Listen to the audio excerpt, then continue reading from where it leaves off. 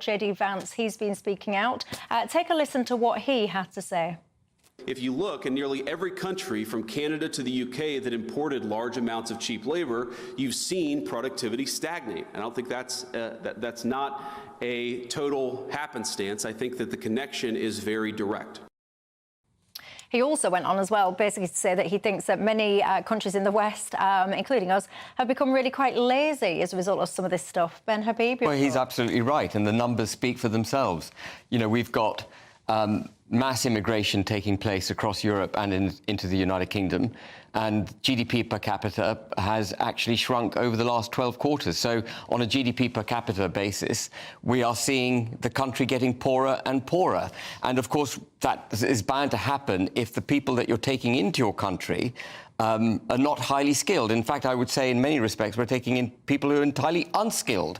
And we discovered the other day that 1.5 million people who've come to this country who are not British citizens are actually on benefits, taking something like, the estimate given was 7.5 billion. Actually, I think the estimate's more like 10 billion by my own calculations. And then we've got another 8 billion per annum on illegal migrants. So that's about 20 billion a year in the economy just going out on migrants who aren't even working. And then, of course, if you're pulling out the rug from underneath the workforce by providing very cheap, unskilled labour, you make it very hard for young people and other people to get into work because it keeps a lid on wages. And so you end up in a kind of third world economic downward spiral, which we shouldn't be in. We should be a high-tech first world nation. Productivity needs to go up. Automation needs to go up. We need to, to the extent that we have immigration, we should be focusing on people at the high end, you know, nuclear physicists, to give a good example, perhaps.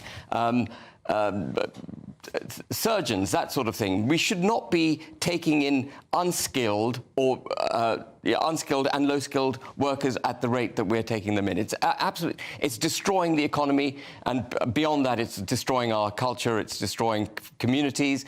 And when you put a protective blanket around these people, as we've done with diversity, equity and inclusion, and promote them, therefore, into the workplace because we fear when they, you know, don't have a job, what you're doing is setting aside meritocracy.